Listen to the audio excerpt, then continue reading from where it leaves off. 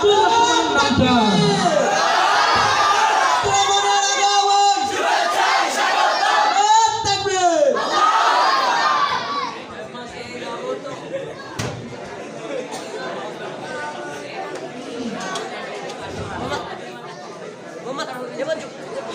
ومصليا ومسلما أما بعد فأعوذ بالله من الشيطان الرجيم بسم الله الرحمن الرحيم يا أيها الذين آمنوا لا تتخذوا اليهود والنصارى أولياء بعضهم أولياء بعض وقال رسول الله صلى الله عليه وسلم المسلم أخو المسلم وقال رسول الله صلى الله عليه وسلم الجهاد ماض إلى يوم القيامة أو كما قال عليه الصلاة والسلام ঐতিহ্যবাহী জামিয়া ইসলামিয়া ইমদাদুল উলুম লঙ্গারি মাদ্রাসা কর্তৃক আয়োজিত আসাম ছাত্র কাফেলা কর্তৃক পরিচালিত আজকের এই বাৎসরিক প্রতিযোগিতা সেমিনার অনুষ্ঠানের সম্মানিত সভাপতি অভিজ্ঞ বিচারক মণ্ডলী ও আমার সামনে উপবিষ্ট আমার সম্মানিত আসাদায়ে কেরাম এবং বাংলার দূর দূরান্ত থেকে আগত আমার এক ঝাঁক ইলম ব্যবসায়ী ছাত্র ভাইরা আমার, আপনারা অবগত আছেন আমাকে যে তিনটি বিষয়বস্তু দেওয়া হয়েছিল তার মধ্যে থেকে আমার বিষয়বস্তু হচ্ছে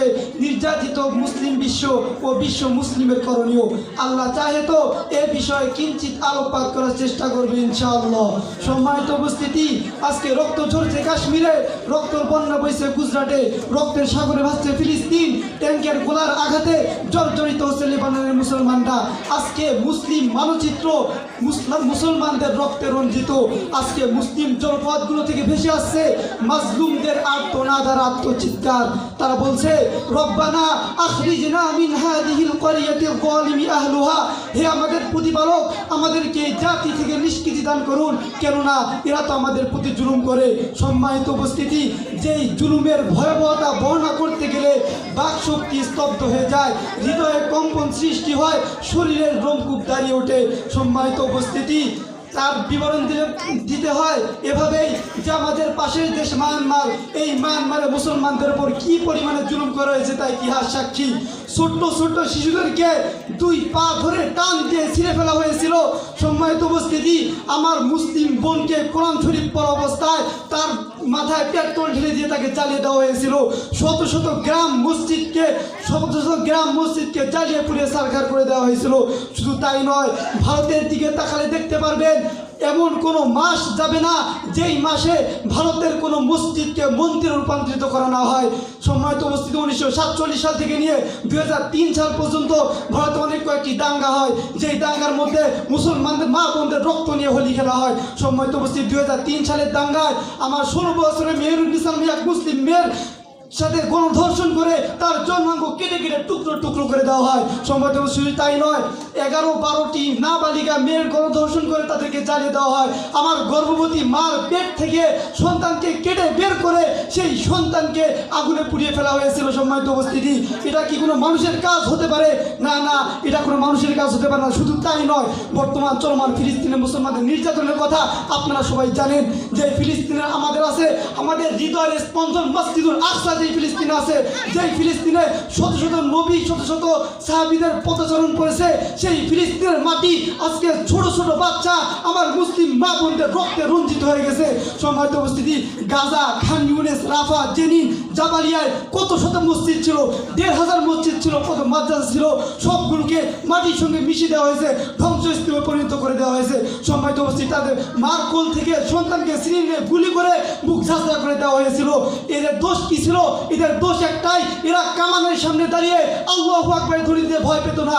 এরা যে কোনো অবস্থাতেই হাসবুনাল্লাহু ওয়া নি'মাল ওয়াকিল বলতো, এটাই তাদের দোষ ছিল। সম্মানিত উপস্থিতি, এই নির্যাতন নিপীড়নে আমাদের করণীয় কি এ বিষয়ে এখন বলবো। সম্মানিত উপস্থিতি, যেদিন ইতিহাস সাক্ষী, যেদিন থেকে মুসলমান জাতি জিহাদকে ভুলে গিয়েছে, যেদিন থেকে মুসলিম জাতি রক্ত স্নাতকে ভুলে গিয়েছে, মৃত্যুকে ভয় করা শুরু করে দিয়েছে, হাত থেকে তরবারি ফেলে দিয়েছে, সেদিন থেকে মুসলিম জাতি নির্যাতিত নিপীড়িত হওয়া শুরু করে দিয়েছে। সম্মানিত উপস্থিতি, তাই আমি বলবো, হে সংগ্রামী যুবক ভাইয়েরা আমার, আর সময় নেই, সময় খুব ঘনিয়ে এসেছে। আর কতদিন তোমরা ঘুমের ঘরে কাটাবা? আর কতদিন তোমরা দুনিয়ার খেলতামাশার দুনিয়ায় কাটাবা? তোমরা জাগ্রত হওয়ার সময় এসে গেছে, তোমাদের তাদের বিরুদ্ধে রুখে দাঁড়াবার সময় এসে গেছে। আজকে দেশে দেশে মুসলিম নারী ও শিশু নির্যাতিত হবে, আর আমরা ঘরে চুপটি করে বসে থাকবো, আমার হিসাব নিয়ে বসে থাকবো, তা কখনোই হতে পারে না। আজকে মুসলিম মা বোনদের কান্নার আওয়াজে আকাশ বাতাস কম্পিত হবে, আজকে মসজিদুল আকসার কান্নার আওয়াজে আকাশ বাতাস কম্পিত হবে, আজকে স্পেনের মসজিদগুলো কান্নার আওয়াজে আকাশ বাতাস কম্পিত হবে। আর আমাদের শরীরে এক ফোঁটা রক্ত থাকা পর্যন্ত আমরা ঘরে বসে থাকবো, তা কখনোই হতে পারে না। তাই আমি বলছি, হে মুসলিম ভাইয়েরা আমার, হযরত আলী রাদিয়াল্লাহু তাআলার উপরে বলিয়ান হয়ে হযরত হামজা রাদিয়াল্লাহু ক্ষিপ্রতা অন্তরে ধারণ করে তাদের বিরুদ্ধে ঝাঁপিয়ে পড়তে হবে। তাই আমি বলছি, জেগে ওঠো হে সালাউদ্দিন আইয়ুবের উত্তরসূরিরা, জেগে ওঠো হে মোহাম্মদ তারিক বিন জিয়াদের নির্ভীক সন্তানেরা, অবর্তিত হও মোহাম্মদ বিন কাসিমের দুরন্ত ভূমিকায়, আঘাত হানু জালিমের জিন্দানখানায়। তাই বাংলাদেশের কবির ভাষায় বলতে চাই, বাদিসে দামামা বাদরে আমামা শির উঁচু করি মুসলমান, দাওয়াত এসেছে নয়া জামানার ভাঙ্গা কেল্লায় উড়ে নিশান। যে আল্লাহ রাব্বুল আলামিন মোহাম্মদ বিন কাসিমের দ্বারা সিন্ধু বিজয় করে নিয়েছিলেন, যে আল্লাহ রাব্বুল আলামিন তালেবানের দ্বারা আফগানিস্তানকে বিজয় করে নিয়েছেন, যে আল্লাহ রাব্বুল আলামিন মোহাম্মদ আবু জুলানির দ্বারায় সিরিয়াকে বিজয় করে নিলেন, সে আল্লাহ রাব্বুল আলামিন একদিন হামাসের দ্বারায় ফিলিস্তিনকে বিজয় করে নেবেন ইনশাআল্লাহ। সে আল্লাহ রাব্বুল আলামিন একদিন বাংলাদেশ, ভারত, পাকিস্তানের মুসলমানদের দ্বারা একদিন ভারতকে বিজয় করে নেবেন ইনশাআল্লাহ।